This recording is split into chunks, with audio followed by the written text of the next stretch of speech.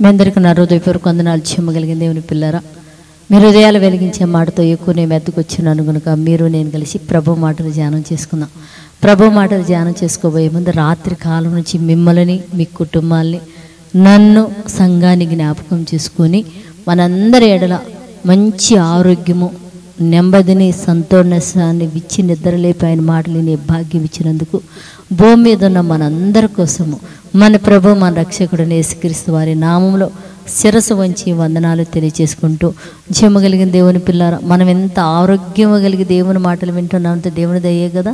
మరి ఈ దినం దేవుడు మన ఆత్మలకు ఏ మాటలు అయితే నియమించాడో ఆ మాటలు నియమించబోయే ముందు ఒక చిన్న ఆరాధన చేసుకుందాం. దేవుని పిల్లారా, ప్రార్థనా శక్తి నాకు కావాలయ్యా, నీ పరలోక అభిషేకం కావాలయ్యా. ప్రార్థనా శక్తి నాకు కావాలయ్యా, నీ పరలోక అభిషేకం కావాలయ్యా. యేసయ్యా కావాలయ్యా, నీ ఆత్మాభిషేకం కావాలయ్యా. యేసయ్యా కావాలయ్యా, నీ ఆత్మాభిషేకం కావాలయ్యా.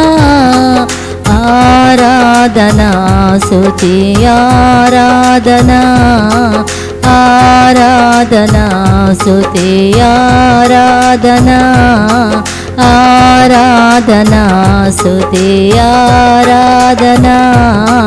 జయమగలిగిన దేవుని పిల్లలు మనం చూడగలిగితే మార్కు సువార్త 1వ అధ్యాయము 35వ వచనంలో ఒక మాట రాయబడింది. ఆయన పెందలకాడిని లేచి ఇంకనూ చాలా చీకటి ఉండగానే బయలుదేరి అరణ్య ప్రదేశంలోకి వెళ్ళి అక్కడ ప్రార్థన చేయుచుండని రాయబడింది. దేవుని పిల్లరా, అంటే యేసుక్రీస్తు వారంట చాలా చీకటిగా ఉండగా పెందలకాడు లేచాడంట, అరణ్య మార్గంలోకి వెళ్ళి ప్రార్థన చేస్తున్నాడంట. దేవుని పిల్ల, ఇందుకే అరణ్య మార్గంలోకి వెళ్ళి ఎందుకు ప్రార్థన చేస్తున్నాడు? చాలా చీకటిగా ఒంటరిగా ఎందుకు వెళ్తున్నాడంటే దేవుని పిల్లరా, సంఘమంతా కలిసి చేసే ప్రార్థన వేరు, సహోదరులు కలిసి చేసే ప్రార్థన వేరు. దేవుని పిల్లరా, ఒంటరి జీవితంలో ప్రార్థన అనేది చాలా ప్రాముఖ్యమైనది. ప్రతి వ్యక్తికి కూడా ఒంటరి జీవితం అనే ఆ ప్రార్థన జీవితం ఎవరైతే కలిగి ఉంటారో వాళ్ళు దేవునితో మంచి బంధం అనేది కలిగి ఉంటారు. దేవుని పిల్లరా, ఒక బాధ్యత అనేది ఉంటుంది వాళ్ళకి. మరి ఒంటరి ప్రార్థన ఎవరికైతే ఉండదో దేవుని పిల్లరా, దేవుడితో ఒక మంచి బంధం వాళ్ళకి అనేది ఉండదు, ఒక బాధ్యత కూడా ఉండదు. ఎందుకు ఉండదంటే దేవునితో దినదినము మాట్లాడే ఒక వ్యక్తితో కూడా భూమి మీద చూడండి, ఎక్కువ ఒక వ్యక్తితో మనం మాట్లాడుతున్నామంటే బంధం దగ్గరగా ఉంటుంది. ఒక వ్యక్తిని చూసి మనం ఏమి మాట్లాడలేకపోతున్నామంటే కారణం ఏంటంటే ఆ వ్యక్తికి మనకి సరైన అవగాహన కానీ స్నేహం కానీ బంధం లేనట్టే గుర్తు. దేవుని పిల్లరా, అలాగనే దేవుడితో కూడా ఒంటరిగా నువ్వు దేవునితో కలుసుకొని మాట్లాడుతున్నప్పుడు మీ ఇద్దరు ఆలోచనలు, మీ ఇద్దరు ఆ మాటలు, మీ ఇద్దరు ఆ బంధం అనేది అది చాలా బలంగా ఉంటుంది.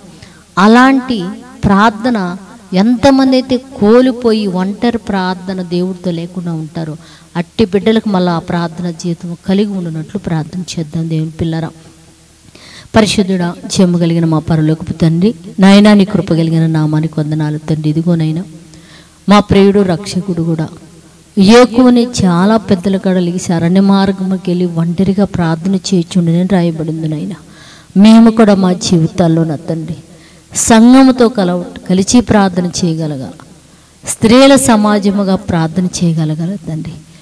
ఒంటరిగా నాయన ఇదిగో పెందలకాడిని లెగిసి అయ్యా నీతో సాంగత్యం చేయగలగాల నాయన. ఆ ఒంటరి ప్రార్థనలో నీతో మాట్లాడుకోగలగాల, ఆ ఒంటరి ప్రార్థనలో మా బాధలు చెప్పుకోగలగాల అయ్యా. ఆ ఒంటరి ప్రార్థనలో నాయన నీతో ఎక్కువ సాంగత్యం కలిగి మేము బ్రతికితే తండ్రి అయ్యా మా బాధ్యతలు ఏంటో మాకు తెలుస్తాయి, మా పని ఏంటో మాకు తెలుస్తుందండి. ఆ పని చేసుకొని భూమి మీద నీ కోసం ఎదురు చూసే బిడ్డలుగా ఉంటారు తండ్రి. ఎంతమందికి అయితే ఇలాంటి భాగ్యం లేక ఒంటరి ప్రార్థనలో నీతో గడపలేక దూరం అయిపోయి ఉన్నారు. అట్టి బిడ్డలందరూ ఒంటరి ప్రార్థనతో నీతో కలిగిన వారై అలా ప్రార్థన చేసుకొని తండ్రి నీ యందు బలము కలిగి నువ్వు ఇచ్చిన పనిని బాధ్యతగా చేయగలిగే భాగ్యమని గురించి సహాయం చేయమని మా రక్షకుడు నీ కుమారుడు యేసుక్రీస్తు వారి నామములో ప్రార్థన అడుగుతున్నాం తండ్రి. ఆమేన్. మీ అందరికీ నా హృదయపూర్వక వందనములు, ధన్యవాదాలు.